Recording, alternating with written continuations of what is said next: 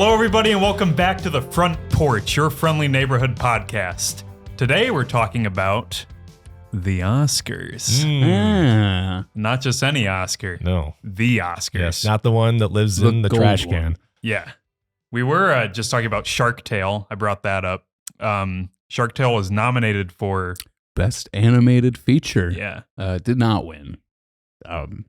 I don't know that we. It's kind of. How do you know that by kind now? of disappointing. What do you mean? I looked it up. Yeah. I heard that a while ago, and I looked it up just now to confirm. But because Incredibles beat it. Yeah. Kind of a quality control thing there.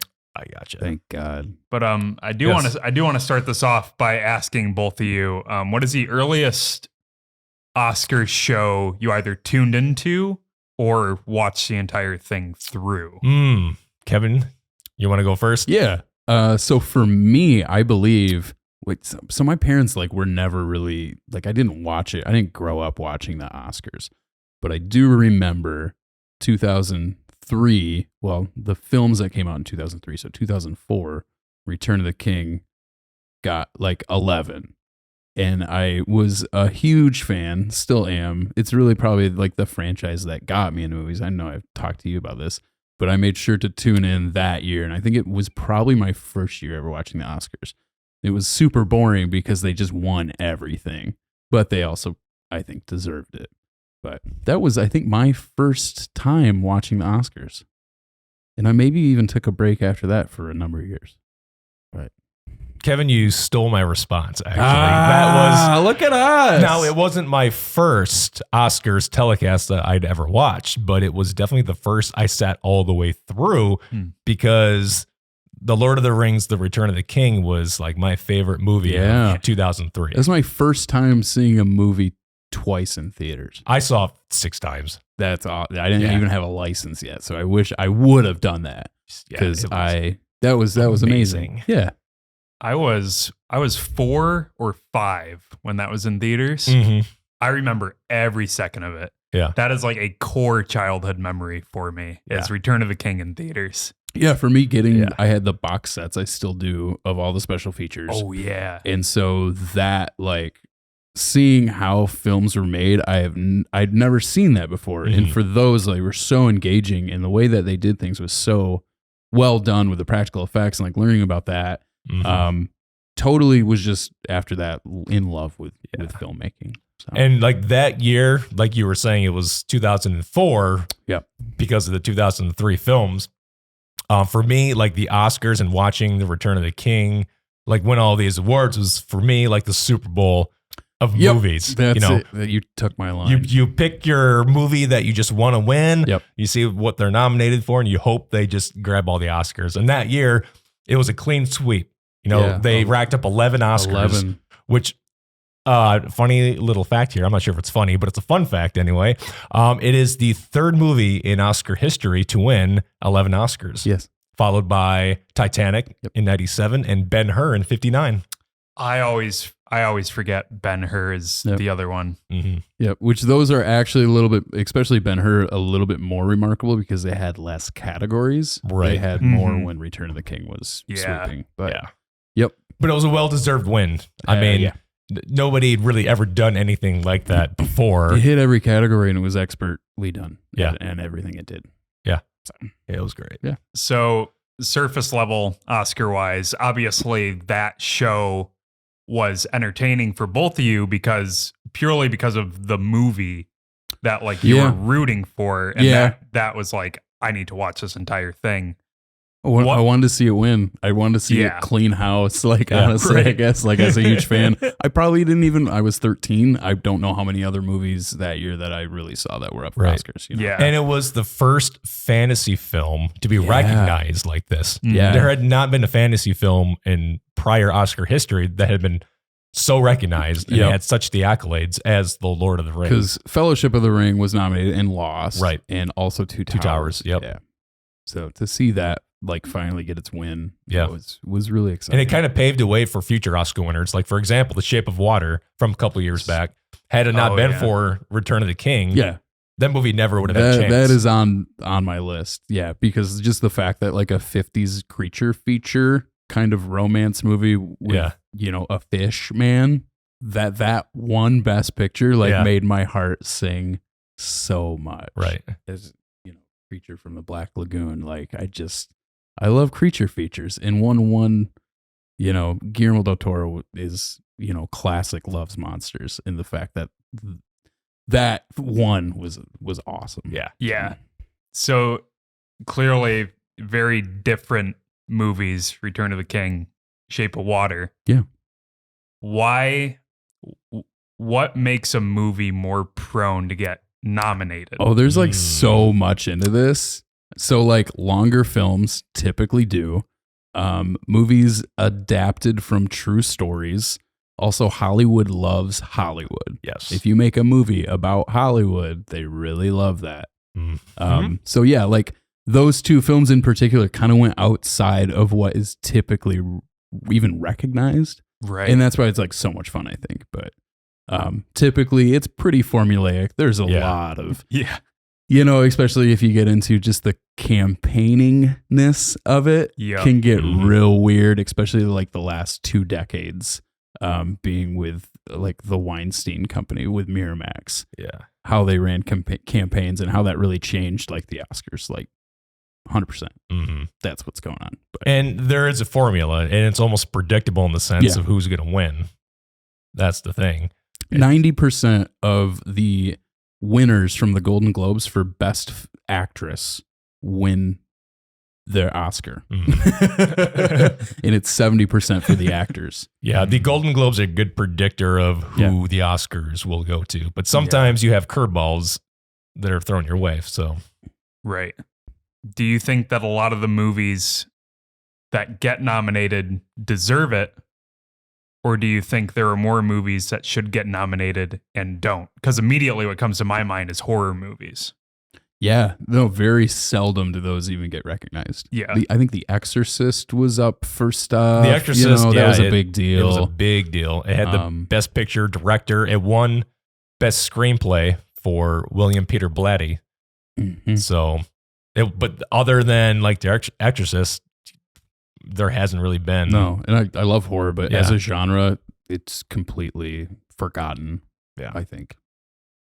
Which is a shame because it is a shame. Because horror is what you and I love so much. And that's part of why I don't participate in the Oscars a lot. Because I'm all these movies that I watched and loved just are not even considered for this. Yeah. Well, what's funny is, we talk about horror kind of being a subgenre or more of a B movie type of thing that the Academy doesn't want to recognize. But if you remember Get Out from a couple years ago, which is funny is it wasn't part of the formula in a sense because it was released in February the previous year, which was way out of Oscar contention, but then a year later, it's nominated for the Big Four, I believe, and it wins for Best Original Screenplay. That's right. Yeah. So in Best Director, I think, right? Jordan Peele was nominated. Yeah, he was nominated, but he won for a screenplay. So that was quite an anomaly. Yeah, for sure. I know Ari Aster's, that's how you say his name, right? Yeah. Yep.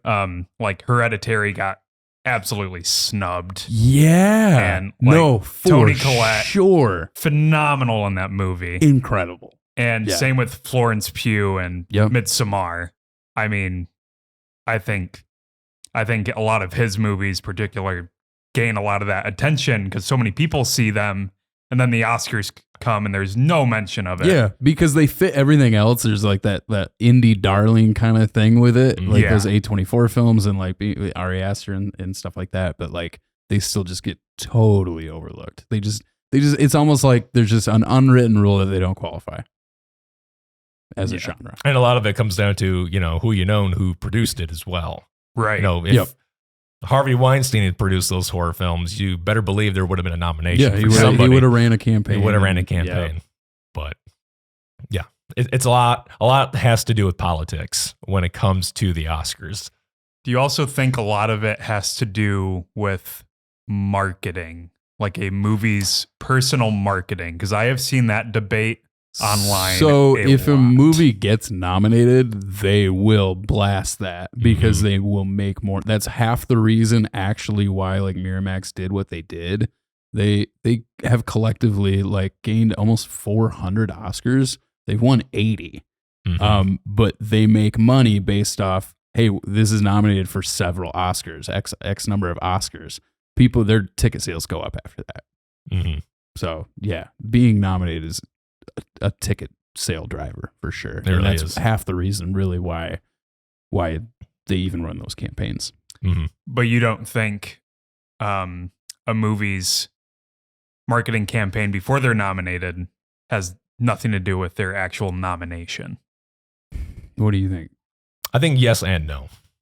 That is what I hear people fight about all the time. Yeah, I think if you dive deeper, it's a little more political and what strings are being pulled behind the scenes. Yeah. You know, you can spend all the money you want in marketing, but there's always going to be that little hand behind the scenes pulling the strings of, you know, what eventually will win. 100% agree with you. That's Hollywood for you. So now, digging deeper, are the Oscars always what they used to be, or have they strayed away and turned into something else? I think there's always been shifts. I think like the last with the campaigns and stuff the last couple decades, I think it's always been kind of political. That's just in my mind. Hollywood being itself is always kind of political. Mm-hmm. So the Oscars are just a pat on the back to themselves. And so they have their own agenda. I think they're always kind of involved in those politics, but yeah, politics at the Oscars is really nothing new. If you think back to the 1973 Oscars when Marlon Brando won for Best Actor for The Godfather, he refused to show up because of his political views about the treatment of Native Americans in our country's history. Yep. And over the years, you know, there have been a little bit more politics involved with the shows that have gone on.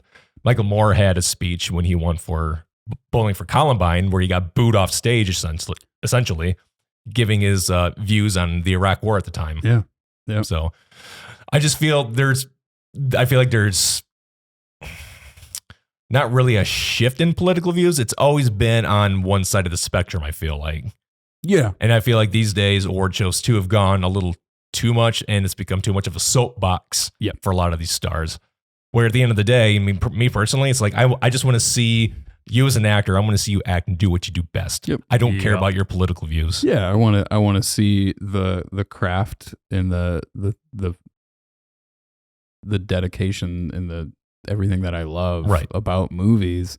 I just want a night of that. Yeah, exactly. For the most part. I want to be entertained. I don't want to be reminded of what's going on in the real world. Yeah, movies. I mean, I love a good movie that really gets into like underlying issues and stuff like that. Like not just escapism, but like I do appreciate just tuning that off sometimes and just enjoying, showcasing, all these different, not just best picture, but like all the editors and all the, sound designers and cinematographers, like them getting their day in the spotlight, I think is just awesome. Yeah. Right. And it usually just goes to stars, the star power and stuff like that. Most of the time I'm not totally invested in that, but yeah. Well, I also feel like, kind of to piggyback off your question, just in terms of what's changed or not. There are, stars out there who are afraid to host the Oscars because, they might say the wrong thing or they might tell the wrong joke. And so, I think last year, maybe the year before, it was hostless. 2020, I think, was hostless. And 89, it was hostless as well. Yeah. And that was just kind of dull. Yeah. It's just like, people tune in for the glitz and the glamour. That's why people used to tune in back in the day. It was a lifestyle a lot of people were fascinated by. Yeah. It's Hollywood. It's glitz and glamour, But it's kind of moved away from that, become a little bit more, these are my political views or something of that nature anyway. So it's kind of gone more in that direction, and less about the movies themselves, if that makes any sense. That does make sense. Yeah, less about the movies and less about the filmmakers, I think. Yeah, exactly. That makes me really sad. Yeah, actually. Yeah, politics are and everything else. So it's nice to just showcase the people who worked on it. And enjoy that. Yeah, exactly. Segueing out of the political stuff. Sure. What are some of your guys' favorite moments from Oscar shows, if you can remember any. I remember screaming when Roger Deakins finally got his. His he was overdue. And my roommates were like, "What's going on?" And I'm like, "You know what's going on." They're like, "Oh, Roger Deakins got his award." I'm like, "Yeah, dude." I'll go on record. I'm not the biggest Roger Deakins fan, for those of you who may know me out there in the world. But when he won for Blade Runner 2049, I was like, yes, this is the one. He was nominated like 14 times. Yeah, exactly. He's regarded as one it of is the a best beautiful film that he won for. I just love the color palette in the movie and the lighting. Everything about it was fantastic, and it was much deserved. It was Leonardo DiCaprio winning for The Revenant type. Yep, like that was wow, long finally overdue got it as well. And like people, it's kind of funny. The reason someone suggests this, the reason he didn't win is because almost all Oscar winners win past the age of 40 for actors. Interesting. And he got it at 41. So he was nominated 4 times before that, and he was just always too young. People didn't take it seriously. That was why.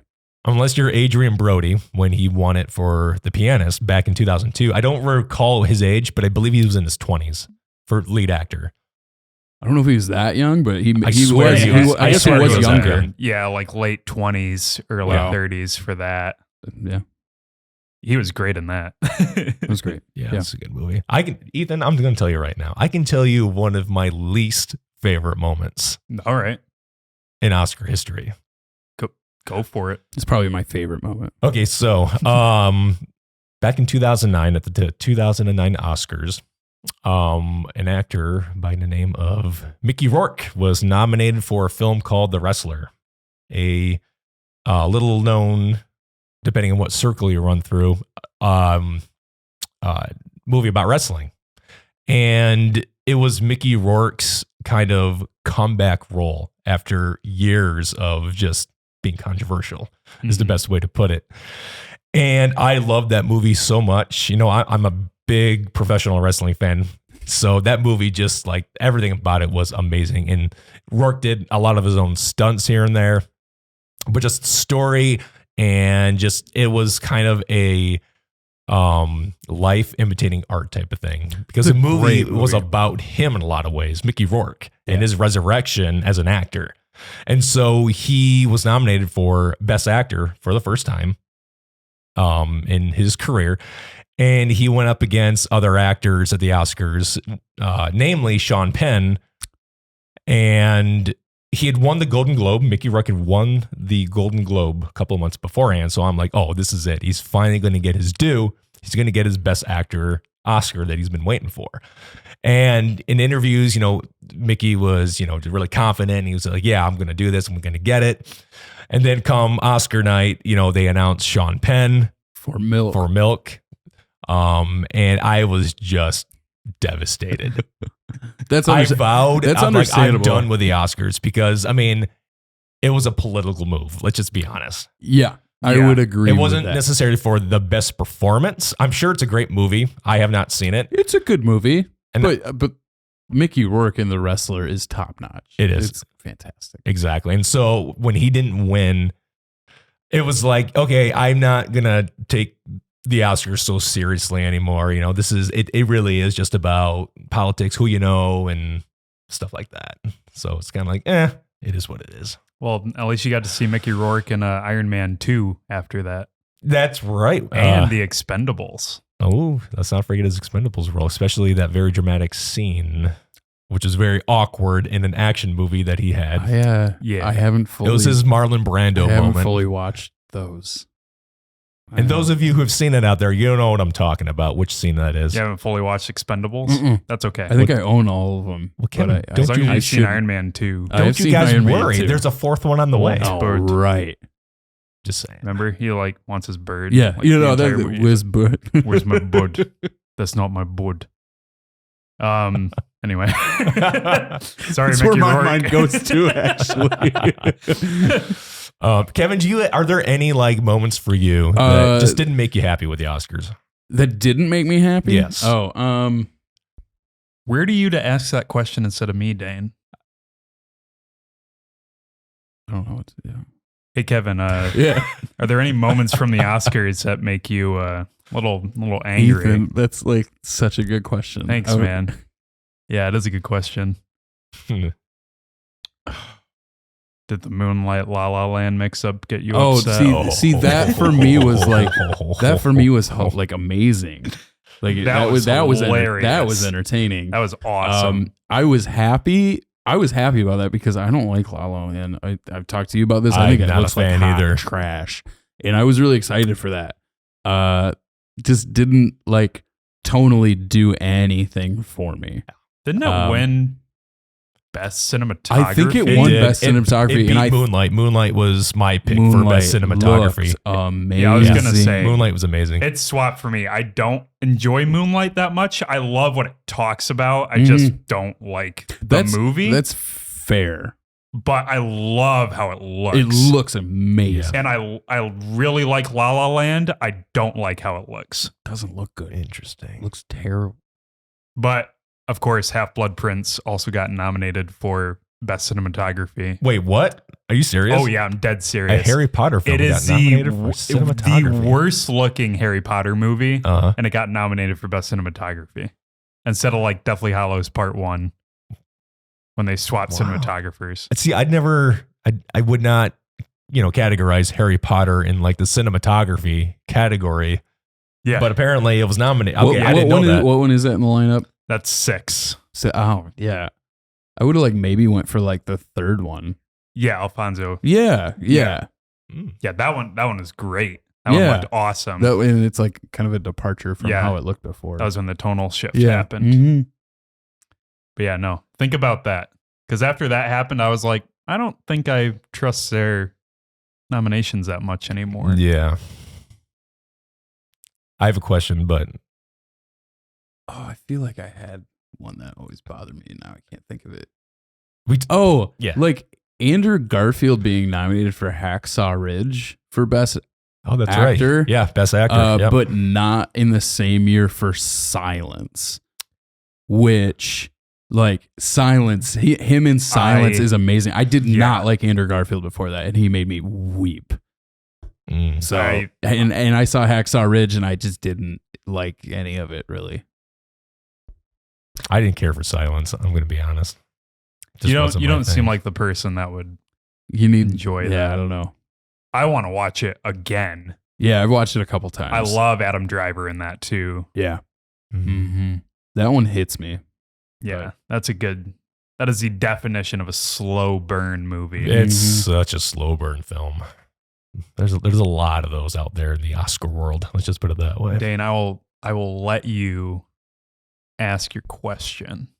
Oh, don't even worry. I forgot what it was. So all right. Well, I have another one to ask. Perfect. So all right. If there was a category you could add to the Oscars, and you and I talked about this, and I totally agree with what you're going to say. What category would you add? I've got 2 thoughts. Mm-hmm. Best vocal performance. Best vocal performance, you say? Yeah. Expand on that. Voice acting, especially with all the animated stuff, with all this, computer generated animation, like. Oh, I get what you're saying. Okay, gotcha. Scarlett Johansson and her, even. Oh my God, yeah. Yeah. But my biggest one that I would just love to see, because I love this and it's kind of like this dying craft, is best title sequence. Best opening title sequence. Okay. So like going back to like Fincher's done awesome stuff. Like there's always like the James Bond always trying to one up itself. And then like going back with like Hitchcock, like that's a dying craft. And I just love a good opening title sequence. Yeah. That's an interesting one. I've always thought about like voice acting, but never have I even considered a title sequence, because again, it's dying and I don't really come across those that much. I think that would like reinvigorate like that whole part of it. Yeah. Which I think people would try harder. Yeah. That's me. You're right. What about you guys? Well, I was talking with Ethan the other day about this, and for me, this is a category I've thought they should have included years ago. And before we move on to that, do any of you guys remember a couple of years ago when they were going to add like best popular movie to the Oscars? Do you remember that? Yeah. And then they recanted that. 2018, I think. Yeah. Which was really bizarre. Odd. Apparently they're doing it this year though. as like not Really? like not an official. Oh, I don't know okay. if it's like an official category, but they're just like, oh, and also the fan favorite movie is this type thing. Okay. Kind of like the popular vote. Yeah. So it just goes to what like Kids' Choice Awards. Like maybe they'll get like a blimp or something. I don't know. Or A blimp. slime. That'd be kind of cool. I actually would like a Nickelodeon blimp more than an actual Oscar. You know, you don't even own those. They technically are the property of the Academy. Is that right? Like when you die, they go back to the Academy. Yeah. That makes sense because they end up in like, I think they have a museum now. They opened a couple years ago. Oh, okay. They probably have past Oscars from those who have passed on. Yep. So What about the Nickelodeon blimps? I like the blimp idea. I'm good with that. I always like the popcorn from like the MTV Movie Awards. Am I the only one? Oh yeah. I've always liked that. missed That's that was cool. That's a great Yeah. statue to have. Just like a popcorn made out of gold. Yeah, the Oscar is just like some dude. Like I don't know who Yeah. that is. It's Oscar A apparently. blimp. Like I'd love to have a blimp. That'd be awesome. Here's a question for you, Ethan. Do you feel like the Oscar statue needs a makeover?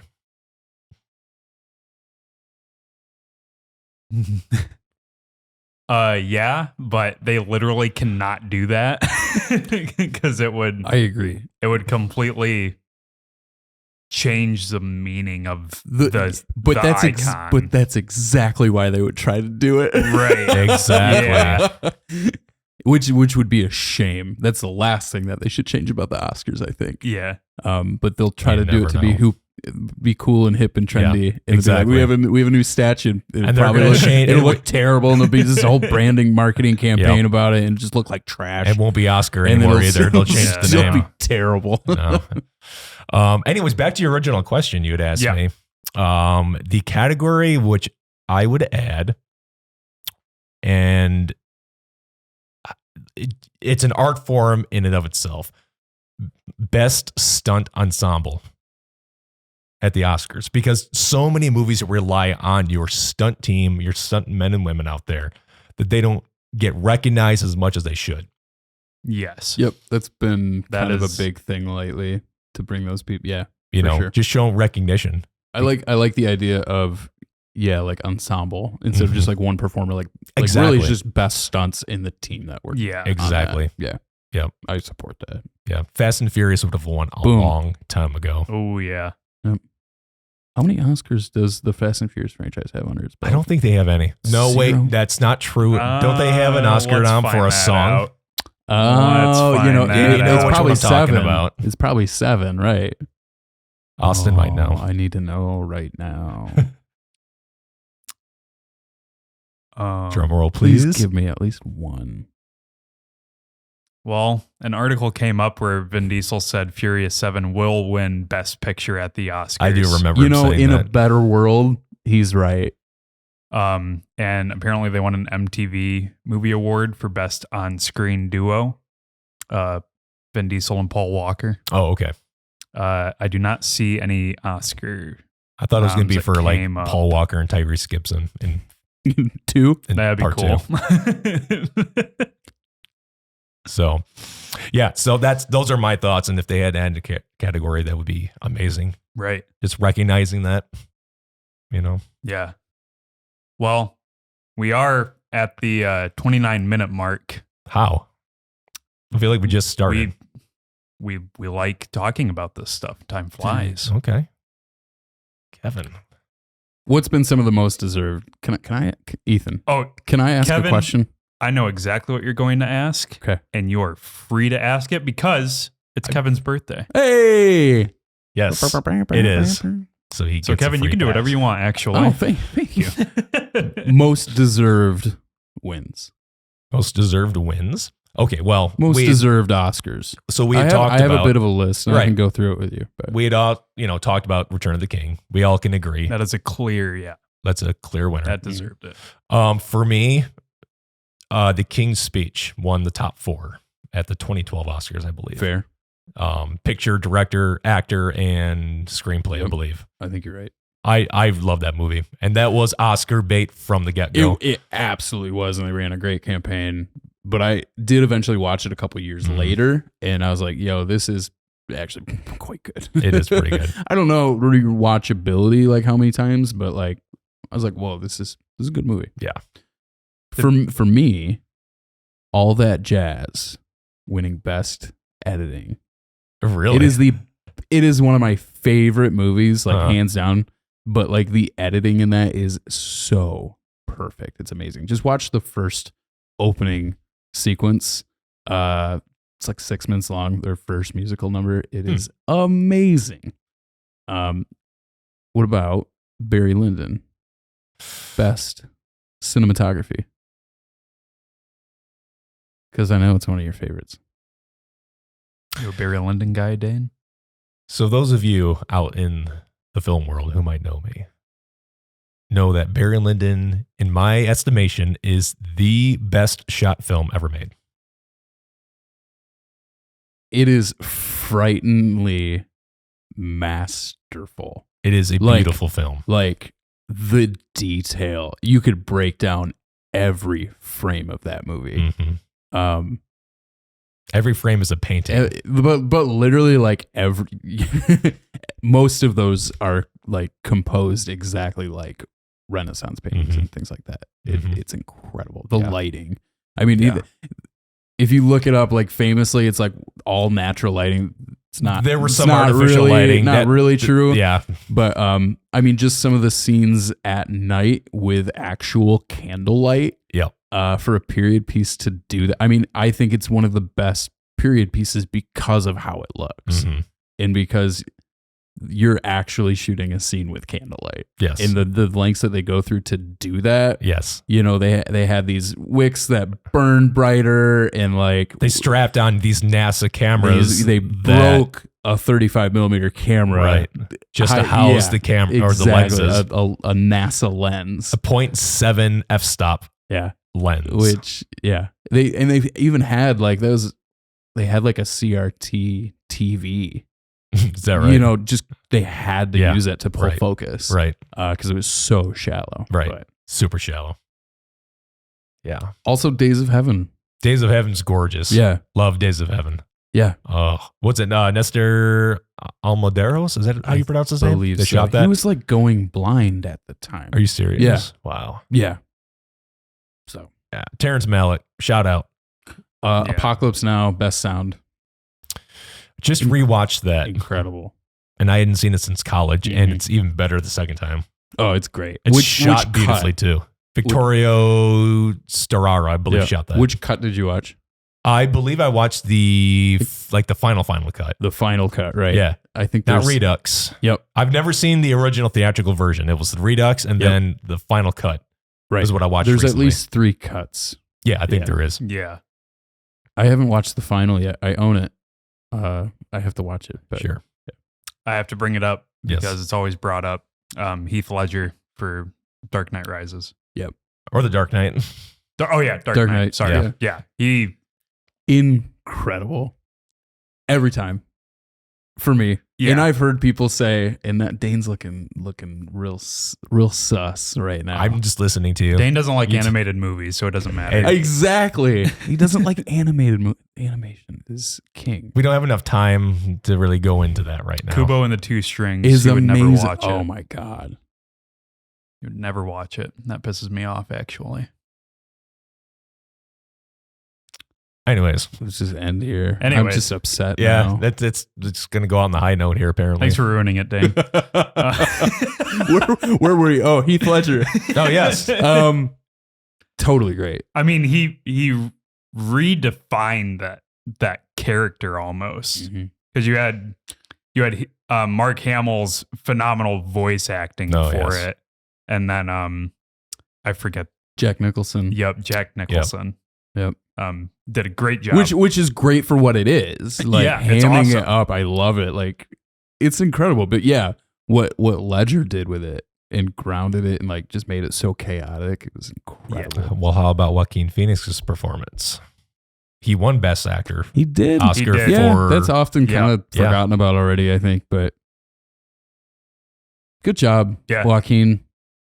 We're proud of you. We're really proud of you. I liked it. I'm really proud of him because he'd been nominated a few times in the past, and that was one of those things where it's like, I'm glad he won it. He was always one of my favorites. I mean, in River too. Like really, really like you in You Were Never Really Here.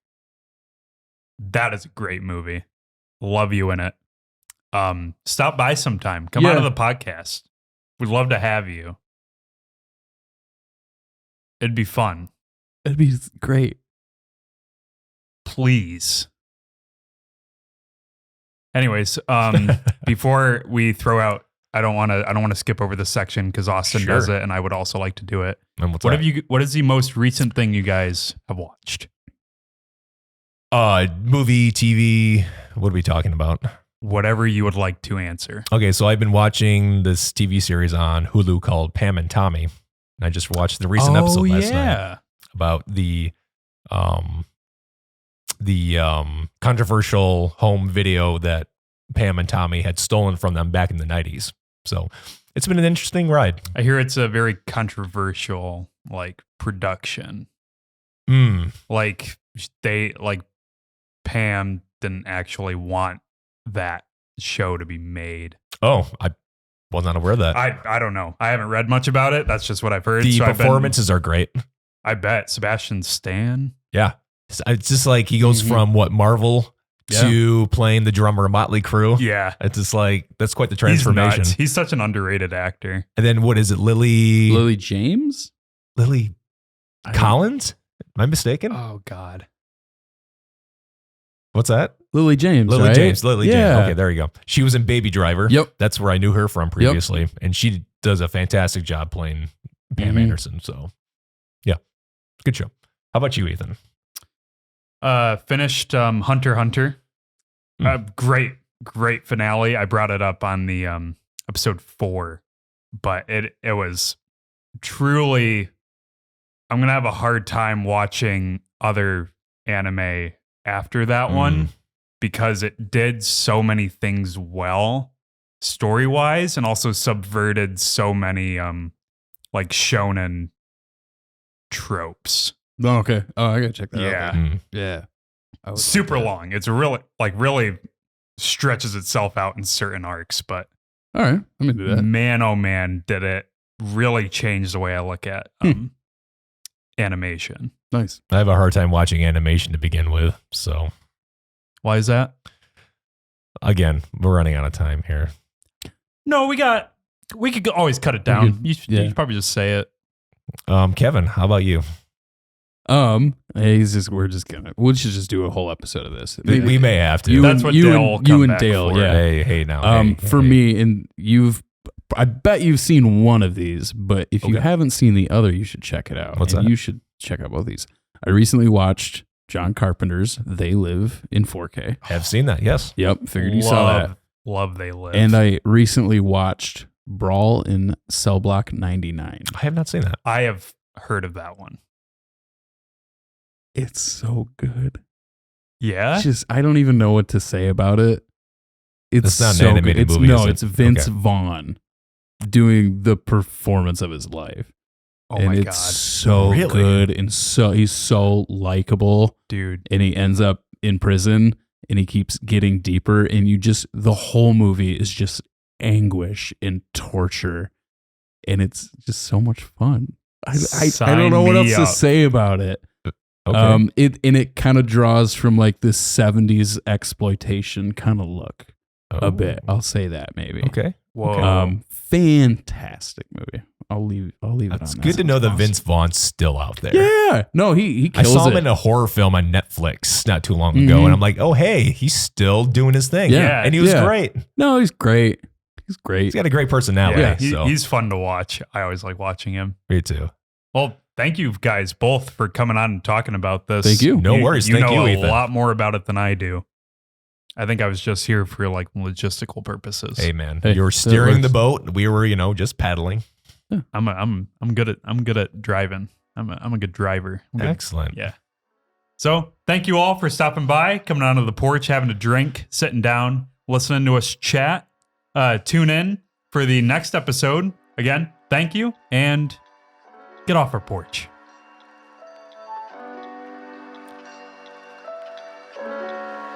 That's a cut.